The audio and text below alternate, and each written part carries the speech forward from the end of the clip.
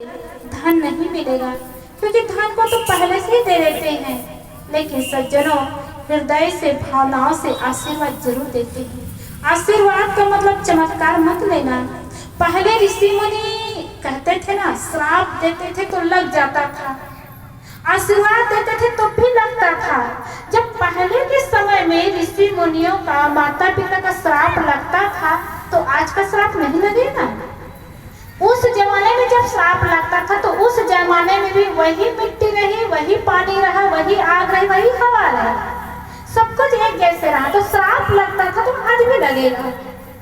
ऐसा नहीं कि ऋषि मुनि हाथ में पानी लेते थे, किसी के ऊपर छींटा मारते थे तो श्राप लगता था। हृदय और भावनाओं की बात होती थी। जब किसी का हृदय खुश हो जाता था तो दिल से आशीर्वाद देते थे, तो आशीर्वाद में मनोबल और संबल बढ़ता था। और किसी का ज्यादा दिल दुखता है तो हृदय टूट जाता है, और टूटे हृदय से कोई श्राप देता है तो वो भी लगता है। तो वेदों और पुराणों की बातों में जो आशीर्वाद और श्राप लगता था, आज वर्तमान में भी लगता है। आज कोई माता पिता और गुरुजन हृदय से आशीर्वाद देते हैं, वो भी लगता है। और जब बहुत ज्यादा दिल टूट जाता है और श्राप देते हैं, वो भी लगता है। इसलिए कहते हैं ना, बड़े बुजुर्गों का आशीर्वाद ले ले, ये जीवन में एक संबल बनेगा, जीवन में एक सहारा बनेगा। इसलिए जीवन में संबल और सहारा बनाने के लिए दिल में प्रेम बनाना जरूरी है, चाहे बड़ों से हो चाहे छोटों से हो। जब तक जीवन में प्रेम नहीं बनेगा, जीवन में सुख नहीं आ सकता।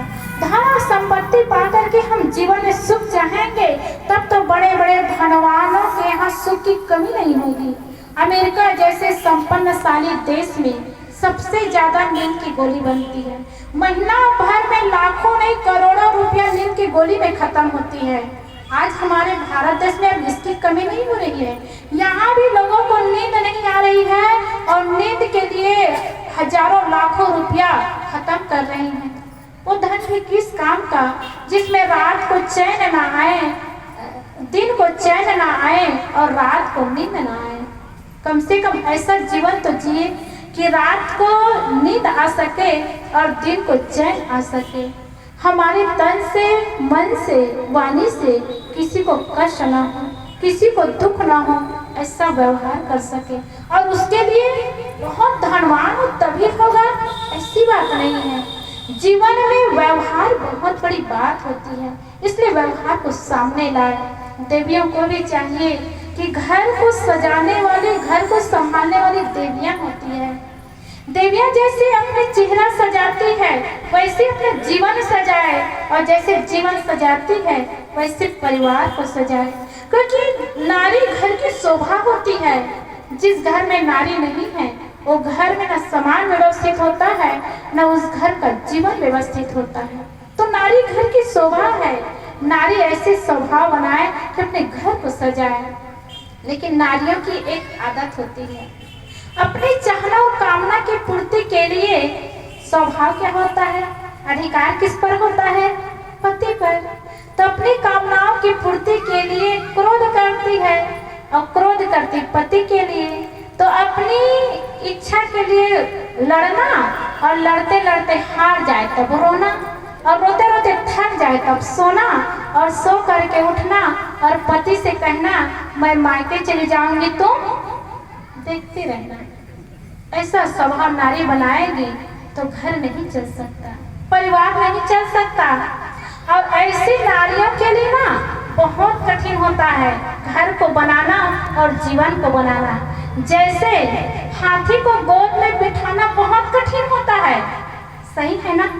हाथी को गोद में बिठा सकते हैं, जैसे हाथी को गोद में बिठाना कठिन है, मच्छर को कपड़ा पहनाना कठिन है, चींटी को लिपस्टिक लगाना कठिन है, वैसे ना समझ नारी को समझाना भी बड़ा कठिन है। इसलिए नारी जगत जननी है, माँ है, जगदम्बा है। इसलिए देवियों को चाहिए कि जैसे घर को सजाती है वैसे जीवन को सजाए, और जीवन के साथ साथ अपने परिवार को सजाए। और वो जब नारियां परिवार को सजाती है, आपस में प्रेम बनाती है, तो घर घर नहीं, घर स्वर्ग बन जाता है। और देवियों में, सास बहू में, देवरानी जेठानी में ये प्रेम नहीं बन पाता तो घर घर नहीं, घर नरक बन जाता है। एक बार एक पंडित जी को रात में सपना आया और सपना में लक्ष्मी जी आई और लक्ष्मी जी कहने लगी, पंडित जी मैं तुम्हारे घर से जाना चाहती हूँ, अब बताओ जाते जाते इस घर के लिए क्या दो। पंडित जी ने कहा कि माता जी आप हमारे घर से जाना चाहती हो तो जाते जाते मैं क्या लूं? ये मैं अपने घर में 4 बेटे हैं, 4 बहुएं हैं, सबको पूछ लो, उसके बाद जो चाहिए मैं ले लूंगा। लक्ष्मी जी कहते ठीक है कर ले लेना, लेकिन मैं तुम्हारे घर से चली जाऊंगी। सुबह होते ही पंडित जी चारों बेटों को बुलाए, चारों बहुओं को बुलाए और चारों को बुला करके जब पूछने लगे तो चारों बेटे बारी बारी से कहने लगे, पिताजी लक्ष्मी जी जाना ही चाहती है तो लक्ष्मी जी से मांगेगा इस घर में खूब धन हो, खूब संपत्ति हो, जमीन जायदाद हो, दुकान मकान हो, बिजनेस हो, ताकि चारों भाई के लिए कमी न पड़े।